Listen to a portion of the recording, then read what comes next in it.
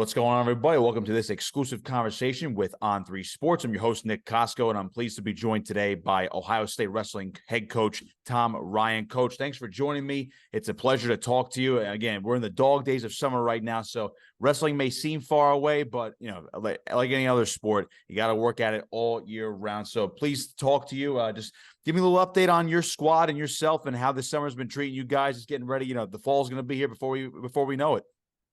Yeah, as you said, there is no rest for the weary. So this summer for us is packed with training. Nick Kosko, one of our redshirt freshmen, just won the Pan Ams, so he was getting ready for the Pan Ams. Our schedule this summer, under NCAA rules, nothing can be mandatory. But in the competitive world of Big Ten wrestling and NCAA wrestling, if you need to be forced to be at practice, you're going to have multiple problems, attaining the things you want in life. So it's all been optional, but it's been great. So the summer's been great. All of our freshmen reported in mid-June. So most of our freshmen are here training. They're allowed to do strength and conditioning. And then, of course, we have the practice exception. But it's been great. Again, Nick won the Pan Ams, and now both Nick Kosko at 61 kilograms and Jesse Mendez at 65 kilograms are both getting ready to go over to Poland. I believe it's Poland to compete in the U20 World Championship. So it's been a good summer. Camps just ended. So we love camps, but we also love when they're over, and we can really hone in on our team. But it's been good summer. Absolutely. The lightweight's really showing out here in the summer so far. So you guys went 13-3 as a dual team last year. 5 All-Americans, qualified 9 in 2023. Sammy Sasso, of course, we'll get into him as well, a national runner-up. So I'm looking at this year's lineup. It's a mix of, you got a couple veterans, a lot of young guys stepping up, but it's a lot of young guys with experience. And as you just mentioned, Kosko and Mendez, going to the U20. So it seems like these young guys, they're ready to go. And that just seems to be the way, especially this conference in the Big Ten, the way it's going. If you're a stud freshman and you're good enough to go right away, you are going to go right away. Yeah, I think the wrestling world has gotten so much better. These young student wrestlers are so good, so young. They know where to be. They know where every training opportunity is. They're competing constantly. And their brain, because of the number of minutes they're putting into it, has absolutely prepared them to compete at the collegiate level much younger. So all of our freshmen, we redshirted some last year because we could. They didn't necessarily need it, but they did. And the sport, the talent coming out, it's really not the talent. It's just the number of minutes that people are logging from a training standpoint. So we're excited about the team. We like you said, we have a mix of upperclassmen and some redshirt freshmen, maybe a true freshman might get in there. One thing I think that's interesting for us, and we're not, I think we've done a good job recruiting, so we have no transfers, right? And in the world of the free agency and the NIL space, we're proud right now that every single student athlete that's going to start for me was recruited out of high school, so we're looking forward to having, I'll call it, a very pure team right now. Up and down the lineup, all 10 starters were recruited out of high school. I was going to say that for actually a little bit later, but now that you bring it up with the NIL stuff, the world with college athletics, with NIL, the transfer portal, you see it a lot right now with football and basketball. Obviously, with the way baseball was exposed this year, that's a big thing now. Once the College World Series is done, the summer really opened the floodgates. And then obviously what we saw with wrestling this offseason, once March was done, it seemed like everyone's popping in. Who can go where? Who can get an NIL deal here? Is there a better opportunity? We saw coaching changes, which naturally, of course, would lead to transfers as well. But you mentioned how you have no transfers, and the starting lineup for you guys going into 23-24 is all guys you recruited. Did you actively look in the portal? Again, without naming names, did you look in the portal and say, how can we improve? Where can we improve the team? Can we improve the team? Or did you have to worry about guys leaving the program as well to search other opportunities? Yeah, so we've had zero issues with guys wanting to leave the program. other than guys that, quite frankly, are great people, great team members, but just aren't good enough to start, right? So that's the issue that we've had, like the Coons brothers. They both, we helped them find a place. Rocky Jordan, who's a super stud, we helped him find a place. Jacob Decatur was a Division III national champion. But in general, we've had zero issues with guys leaving. So on the looking to enhance your team, I think every coach right now is defining their core. Who are we, right? Who are we as a program? What are my core values, basically? And when does loyalty become a hindrance? And when is it right where it should be? And I don't know if the word is loyalty, but I do think that human beings can be overly loyal to another. I mean, if they're creating havoc in your life and you stay loyal to them, I'm not saying stop. I'm not saying stop being friends with them or not assisting them. But the question becomes, when do you go and get somebody else? So we looked at our lineup, and the reality is, up and down my lineup, we're in a really good spot. I think I have a top 12 guy in every weight class, right? So now the question is, if you got a top 12 guy, do you go get the number 4 guy? Or do you stay loyal to your top 12 guy? I would never go in the portal without talking to the student athletes in that weight class. We talked to a few people, and ultimately we talked to a few guys at different weight classes. Every guy in my team that was in that weight knew who I was talking to. But it just, for us as a staff, it seemed the value proposition wasn't worth it. What people were looking to get financially, for us to possibly score a point or two more at the national tournament and create this perhaps sense of disloyalty on our side, we opted to not do it. We've just so I think what the world right now, the rest of us looking at Penn State, Michigan, Iowa. I mean, all 3 of those schools, they'll have at least 4 starters in their lineup that were not recruits of theirs out of high school, right? All of them jumped in there. I'm not saying good or bad. All I'm saying is what's happened now is that if you miss on the front end, and the reality is if you recruit someone and they don't develop the way you thought they would, we're going to call that a miss. That doesn't mean they're not amazing people and we love them, but they're a miss. So now you have free agency. So we've seen a couple of teams completely enhance their lineups through the free agency. We haven't done that. Yeah, it's a fascinating line, as you mentioned, without getting to the nitty-gritty details. Of course, it's between the financials, the loyalty, and that now you're going into the pro side of sports, where it's a little bit different than what college athletics was basically founded upon, which was amateurism. Of course, you just mentioned, I like that example of, do you chase somebody to get an extra point or two? Is that really going to make a difference in the team standings when it comes to the national tournament as well? And of course, that could be costly, obviously on paper, financially as well, in the world of NIL and how it obviously develops. So we'll move away from that for a second. The guys that are on your team right now, one guy that everyone seems to point out is Sammy Sasso, of course, runner-up. He is one of the best wrestlers in the country, pound for pound, at least I would say. He's been knocking on the door. He's been on the cusp. He's been so close to getting that elusive individual national title.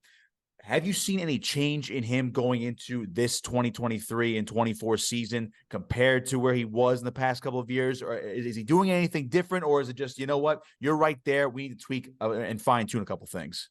I think the one thing that I've noticed about Sammy since he's been here, and that's, in his mind, he never believes he's arrived, right? And I think that one of the most dangerous places for a student athlete to be is in a place in their mind where they actually think they've arrived.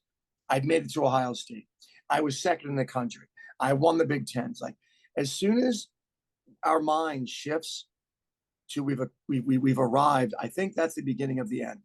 That's when learning, creativity, growth ends. Sammy I've not seen that from him. Every summer, last summer, he trained like an animal. And I believe you have Vito Arujau, who is so fantastic.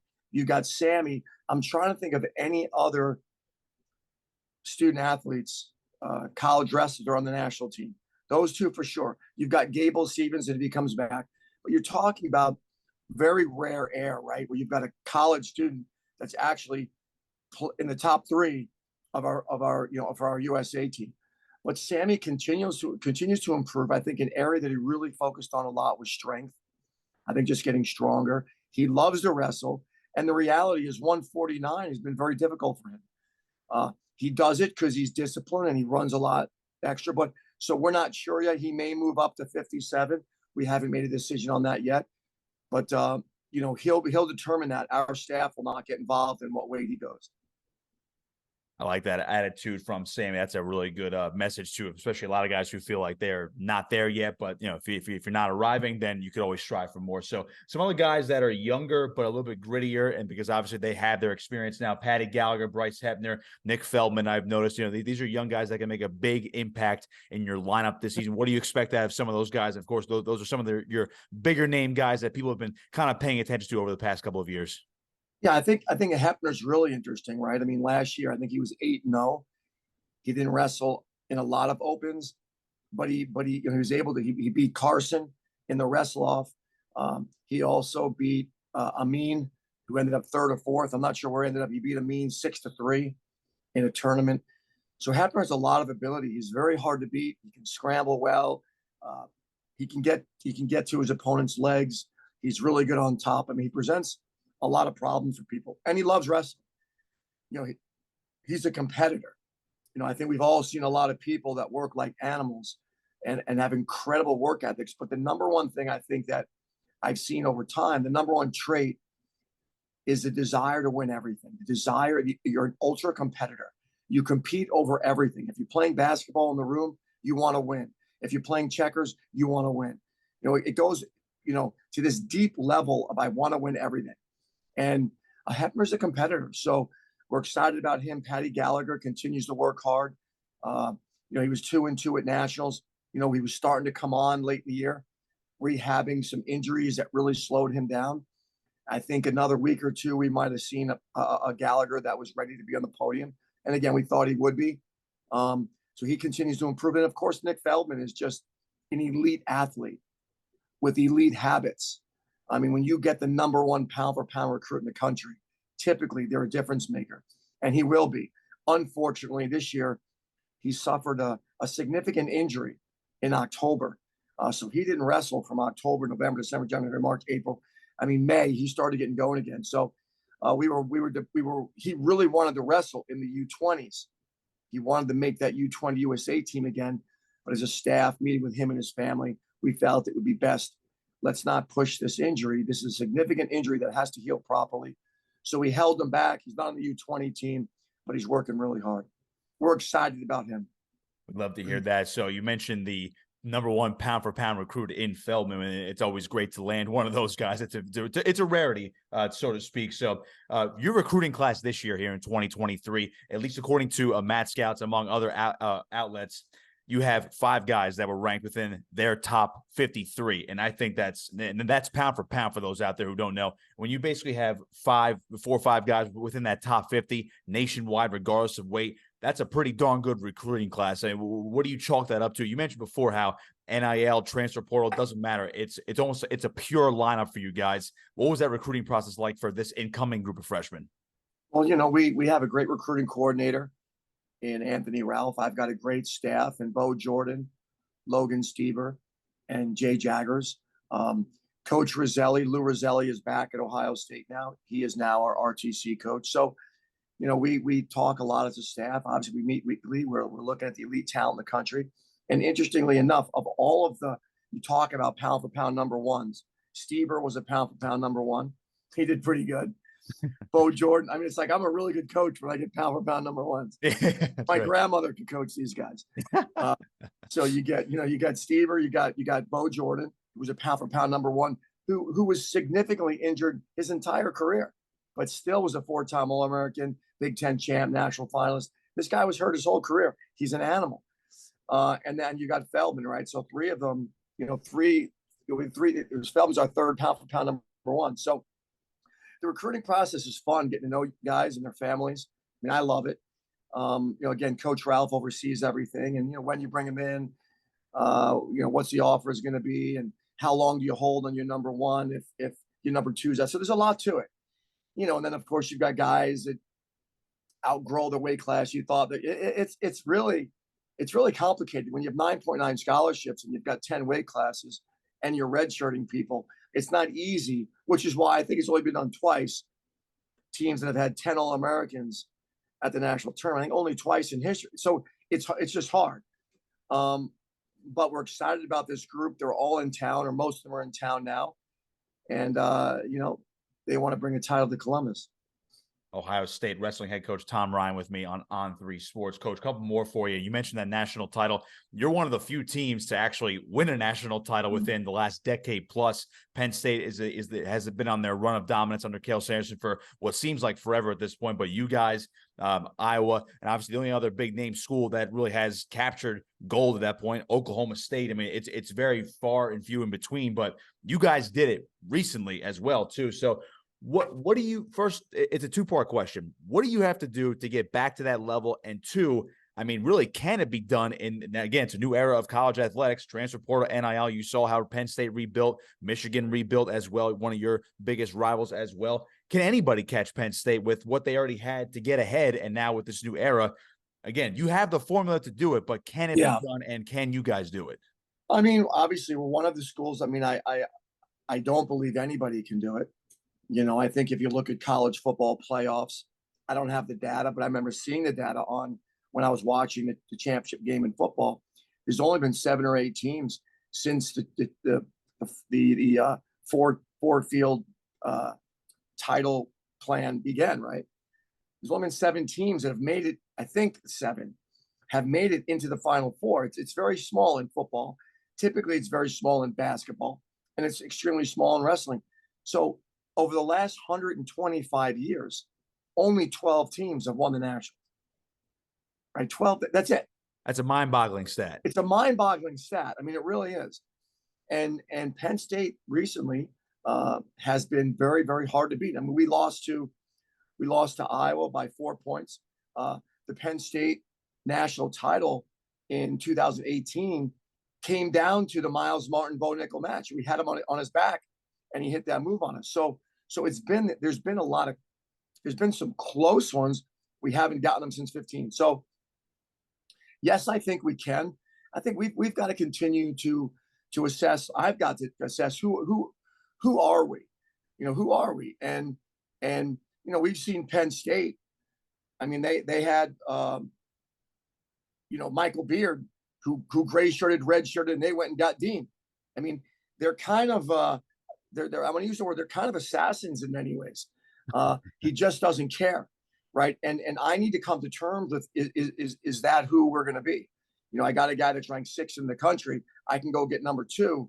Do I go get number 2, right? So that's something, quite frankly, that I'm dealing with personally, right? Right. And do it. I mean, yes, I want to win as bad as anybody, but is that a method? So we can raise the money, we can get NIL money, and yes, I believe we'll beat them. I mean, they just picked up a couple of transfers that are, they're going into the transfer portal, and they've completely increased the power of their lineup in the last 6 weeks. I felt very confident that the talent that we brought in out of high school was better than the talent they brought in out of high school. But they've gone into the portal and grabbed some real studs. That's going to make it very difficult. No doubt. But again, if there's any team that could do it, it could be used. I feel like everyone's talking about Penn State. They're talking about Iowa. They're talking about the revamped Michigan lineup. I talked to head coach Sean Bourmet. I mean, they were adamant about, chasing for that national title as they were runner-ups just a short while ago as well. So another thing that's been changing in college wrestling, it just changed, and it's coming this year. It's the new rule changes, and everyone's going to be talking about it. There's going to be no more 2 chants in the crowd unless they want to do it for reversals for some reason. But the takedown now, 3 points. Couple other rule changes, I would say modifications to the stall calls as well with the 5 count. And then there was one rule that was not passed, which was the need to get your near fall points. You had to get it, or you had to get a minute, or to get your minute of riding time, I should say, you need to get near fall points in the match to emphasize turns on top. So a lot of changes. Nothing too crazy, maybe aside from the takedown takedown worth now at 3 points. What do you make of these rule changes? Was it good for the sport? Is it going to lead into a better direction, more action? That seems what people want in folk style right now. You look at football and you get a touchdown, you get 6. You get a field goal, you get 3. This is what we're talking about, right? You get 6 for a touchdown, you get 3 for a field goal. In wrestling right now, you get a takedown, you get 2, and escape, you get 1. So it's twice as much. We just made it 3 times as much. It's 3-1. So we're all questioning, is that too much of a differential? I've talked about this topic before. I do not believe personally that a rule about aggression to try to increase aggression has ever increased my aggression personally. Like, oh, there's a rule. Let me, be more of a offensive minded person because there's rules in place. No, the goal is always to try as hard as you can, score as many points as you can. So it has never been a rule that's changed my will or any elite wrestler I've been around. And I've been around some really special, aggressive minded people, and it wasn't the rules. It was just their nature. It was their belief system. So it concerns me a little bit. We'll see how it plays out. We're not stuck with it. I think that's one thing. You could always go back if we realize it's. I think the biggest thing for wrestling is to make sure that our committees are rock solid. The people that are on committees, that the sport is well represented from each conference, and that there's full disclosure on everything that's done. When voting occurs, when's the comment period, and do our comments actually matter, or is it a small group of people that are saying, we know the voting was 90% don't do this, but you do it anyway? That's concerning. So you look at the safeguards committee that's in charge of all the weight issues and the sauna issues. I just saw on Instagram the Cornell guys are talking about being in the sauna. You're not allowed in the sauna, but you should be allowed in the sauna. Why is it that teams have saunas in their locker rooms if saunas aren't allowed? So in the safeguards committee, the problem is that most of the people in the safeguards committee, they don't even have wrestling programs. So wrestling just really has to hone in, get the right people on committees. And the last thing I'll say about rules is there was no focus on the dual meet. And I think the dual meet is our lifeline. We didn't see any changes to scoring in dual meets or how we can make the sport more spectator friendly. Women's softball is booming. Women's volleyball is booming. Wrestling is staying strong, but we're not booming. So I think we need some creativity on the side of the dual meet and how to attract and grow our fan base. And that's an interesting point. And actually, it actually just brought something to mind just now about the dual meets, how I've talked to other coaches before, how they, everyone loves the dual meet, or at least most coaches love the dual meet. It's not, but again, the sport seems like it's tailored to those 3 days in March, to quote head coach Scott Goodell over at Rutgers. It's about those 3 days in March. That's what everyone's focused on, because it's about the individual accolades. And that's how a team champion is determined as well. But the dual meet is fascinating. I've seen crowds at Rutgers, at Penn State, Ohio State, Michigan, Iowa, you name it, that these fans are into it. When you have 8,000 to 15,000 screaming fans, it's team versus team. It's not just the individuals out there. Do you have suggestions on how to fix it? I've brought up the case, or at least asked the question of, do you need a team national championship to be determined by a tournament, by a dual tournament? Is that a suggestion? Is that an idea? What kind of suggestions do you have to maybe emphasize duels before we get to March? Yeah, so I think that wrestling is the greatest sport on earth, right? And I think that what we need a plan, which we don't really have. In my opinion, we don't have a plan. The focus of the season should be about what team wins their dual meet conference championship. That weekend should be the same for every conference. We should have a buildup. There should be an RPI for teams. And if you win your conference, you get an automatic bid into the national dual meet championship. There are also wild cards. If you're in the Big Ten and you're ranked 4th in the country, but you're 3rd in your conference, you may get a wild card into the National Dual Meet Championship. So there's no question we need a dual meet championship from a dual meet standpoint. There's no question. I think if we had that, I think that maybe the sport wouldn't be where it is now with the number of teams that were cut back in the 70s. We're very superstar focused. And we can prove this. We can show through numbers that the All-Star meet is a tough sell. It hasn't grown. It doesn't have this overwhelming sense of people dying to come and see it because it's not team oriented. Now, when it was East-West, it was the East against the West. There's some sense of something bigger than the individual.